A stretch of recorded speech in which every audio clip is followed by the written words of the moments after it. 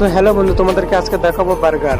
তো বার্গারের খামির এখন টেবিলের উপরে চলে এসেছে। এবারে তো এরকম কাটিং করে করে গোল গোল করতে হয়। গোল করার পরে বার্গারের ডাইসের উপরে এইভাবে রাখতে হবে। রাখার পরে এইভাবে একটা একটা করে দাবাতে হবে। তো প্রায় অনেকগুলো মাল দাবাতে হয় এইভাবে। তো দাবানোর পরে হালকা হালকা পানি মারতে হয়। পানি দেওয়ার পরে এইভাবে তিল উপরে ছড়াতে হবে। তিলটা না দিলে মালটাকে টেস্ট হবে না। তো তিল দেওয়ার পরে গাড়িতে ভরতে হবে। গাড়িতে ভরার পরে এইভাবে হালকা হালকা করে পানি মারতে হবে। পানি না মারলে ভালোভাবে জুস খাবে না, মালটা চিকনাই হবে। পানি দেওয়ার পরে স্টিমে ভরতে হবে, কেন স্টিমে না মারলে মালটাকে চিকনাই দেখাবে না। তো স্টিমের ভিতরে ভরে দিয়েছি, তো মালটাকে এবার বের করতে হবে। তো বের করার পরে এখন ভাট্টিতে ভরবো। এখন ভাট্টিতে ভরে দিয়েছি। ভাট্টির ভিতরে ঘুরছে, কত সুন্দর দেখতে পাচ্ছ। বাইরে থেকে তোমাদেরকে দেখাচ্ছি, কেন ওর ভিতরে পুরো একটা বহুত একটা হিট। এই হিটে মালটাকে পাকবে। তো পাকানো হয়ে গেছে। তো এবার মালটাকে বের করব।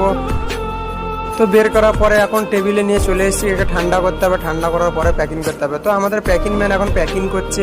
এইভাবে একটা একটা করে প্যাকিং করতে হবে। প্যাকিং করার পরে মালগুলো সব রাখা আছে, দেখতে পাচ্ছ কত সুন্দর লাগছে। তো ভিডিওটা ভালো লাগলে পেজটাকে ফলো করে পাশে থাকবে। তোমাদেরকে আরও ভালো ভালো ভিডিও দেখানোর চেষ্টা করবো।